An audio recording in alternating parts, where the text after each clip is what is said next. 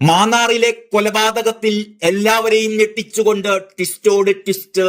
ഒന്നാം പ്രതി അനിൽകുമാർ കലയുടെ മൃതദേഹം ദൃശ്യം മോഡലിൽ മറ്റൊരിടത്തേക്ക് മാറ്റിയതായാണ് പോലീസ് ഇപ്പോൾ സംശയിക്കുന്നത്. കലയുടെ മൃതദേഹം ആദ്യം ആറ്റിൽ കളയാനാണ് പ്രതികൾ തീരുമാനിച്ചതെന്നും ഇതിനാണ് വലിയ പെരുമ്പുഴപ്പാലത്തിനടുത്ത് മൃതദേഹം കാറിൽ എത്തിച്ചതെന്നുമാണ് വിവരം. എന്നാൽ സാഹചര്യം അനുകൂലമല്ലാത്തതിനാൽ മൃതദേഹം മാറ്റിൽ ഉപേക്ഷിച്ചില്ല. പിന്നീട് മൃതദേഹം വീട്ടിലെത്തിച്ച് സെപ്റ്റിക് ടാങ്കിൽ ഉപേക്ഷിക്കുകയായിരുന്നു. മൃതദേഹം ആദ്യം സെപ്റ്റിക് ടാങ്കിൽ തള്ളിയ ഒന്നാം പ്രതി കൂട്ടുപ്രതികൾ അറിയാതെ മൃതദേഹം ഇവിടെ നിന്ന് മാറ്റിയോ എന്നുള്ളതാണ് ഇപ്പോൾ സംശയം. അതിനാൽ തന്നെ ഒന്നാം പ്രതിയായ അനിൽകുമാറിനെ എത്രയും വേഗം കസ്റ്റഡിയിലെടുക്കുക എന്നത് ഈ കേസിൽ അനിവാര്യമായിരിക്കുകയാണ്. നിലവിൽ ഇയാൾ ഇസ്രായേലിലാണ്. 15 വർഷത്തിനിടെ 2 തവണ സെപ്റ്റിക് ടാങ്ക് വൃത്തിയാക്കിയിരുന്നുവെന്നാണ് കണ്ടെത്തൽ. സെപ്റ്റിക് ടാങ്കിൽ നിന്ന് ലഭിച്ച വസ്തുക്കൾ കോടതിക്ക് കൈമാറിയിരിക്കുകയാണ്. മാന്നാറിലെ കേസിൽ കൂടുതൽ തെളിവ് ശേഖരണത്തിനാണ് പോലീസിന്റെ ശ്രമം. കസ്റ്റഡിയിൽ വാങ്ങിയ 3 പ്രതികളെയും വിശദമായ ചോദ്യം ചെയ്യലിന് വിധേയരാക്കി.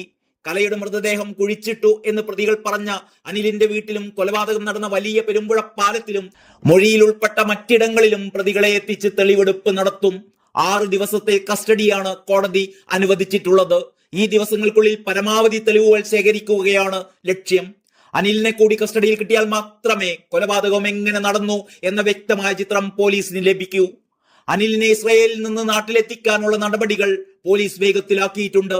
കല കൊല്ലപ്പെട്ടത് 2009 പറയുമ്പോഴും കൃത്യം നടന്ന സ്ഥലമോ തീയതിയോ പോലീസിന്റെ പക്കലില്ല. കലയുടെ മൃതദേഹം കുഴിച്ചു മൂടിയത് എവിടെയാണെന്ന് പോലീസിന് ഇതുവരെ സ്ഥിരീകരിക്കാനുമായിട്ടില്ല. നിലവിൽ സെപ്റ്റിക് ടാങ്കിൽ നിന്ന് കണ്ടെത്തിയ വസ്തുക്കളുടെ രാസപരിശോധനാ ഫലം ലഭിച്ചെങ്കിൽ മാത്രമേ കലയുടെ മൃതദേഹം ഇവിടെയാണ് കുഴിച്ചു മൂടിയത് എന്നുപോലും സ്ഥിരീകരിക്കാനാകൂ.